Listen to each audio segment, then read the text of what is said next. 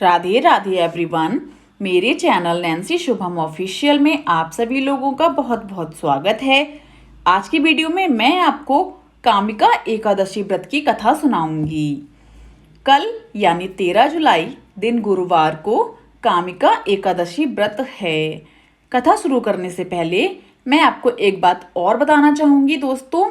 कामिका एकादशी व्रत का शुभ मुहूर्त और कामिका एकादशी व्रत की सरल पूजा विधि, ये दोनों वीडियो मैंने अपने चैनल पर ऑलरेडी अपलोड कर दी हैं। आप वहां पर जाकर देख सकते हैं। तो शुरू करते हैं कामिका एकादशी व्रत की कथा। कुंती पुत्र धर्मराज युधिष्ठिर कहने लगे कि हे भगवान, आषाढ़ शुक्ल देवशयनी एकादशी तथा चातुर्मास महात्म्य मैंने भली प्रकार से सुना। अब कृपा करके श्रावण कृष्ण एकादशी का क्या नाम है सो बताइए।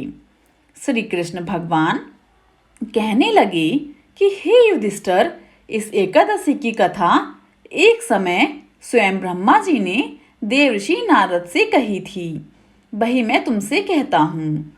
नारद जी ने ब्रह्मा जी से पूछा कि हे पितामह, श्रावण मास के कृष्ण पक्ष की एकादशी की कथा सुनने की मेरी इच्छा है। उसका क्या नाम है, क्या विधि है और उसका क्या महत्व है, कृपया करके मुझे बताइए, मुझसे कहिए। नारद जी के ये वचन सुनकर ब्रह्मा जी ने कहा, हे नारद, लोगों के हित के लिए तुमने बहुत सुंदर प्रश्न किया है मुझसे। श्रावण मास की कृष्ण एकादशी का नाम कामिका है। उसके सुनने मात्र से वाजपेय यज्ञ का फल मिलता है।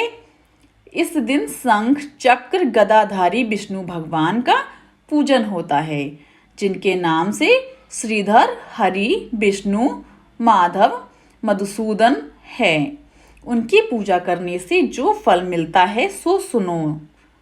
जो फल गंगा, काशी, नैमिषारण्य और पुष्कर स्नान से मिलता है, वह विष्णु भगवान के पूजन से मिलता है।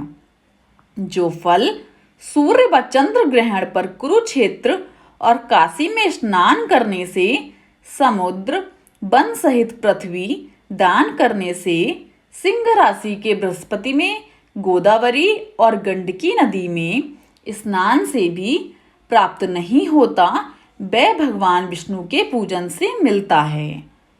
जो मनुष्य श्रावण में भगवान का पूजन करते हैं, उनसे देवता, गंधर्व और सूर्य आदि सभी पूजित हो जाते हैं। अतः पापों से डरने वाले मनुष्यों को कामिका एकादशी का व्रत और विष्णु भगवान का पूजन अवश्य में करना चाहिए। पाप रूपी कीचड़ में फंसे हुए और संसार रूपी समुद्र में डूबे मनुष्यों के लिए इस एकादशी का व्रत और भगवान विष्णु का पूजन अत्यंत आवश्यक है। इससे बढ़कर पापों के नाशों का कोई उपाय नहीं है।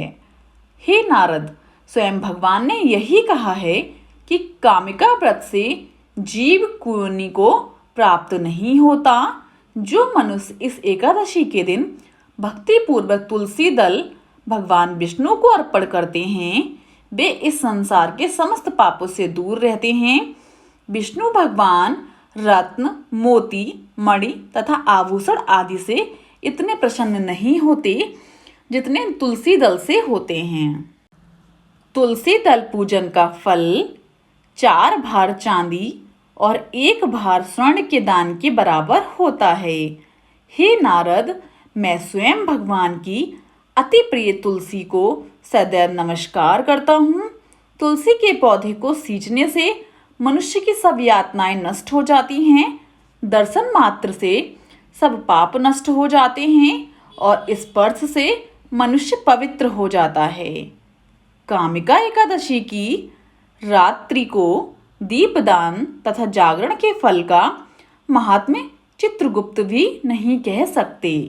जो इस एकादशी की रात्रि को भगवान के मंदिर में दीपक जलाते हैं, उनके पितर स्वर्गलोक में अमृतापान करते हैं तथा जो घी या तेल का दीपक जलाते हैं, वे 100 करोड़ दीपकों से प्रकाशित होकर सूर्यलोक को जाते हैं।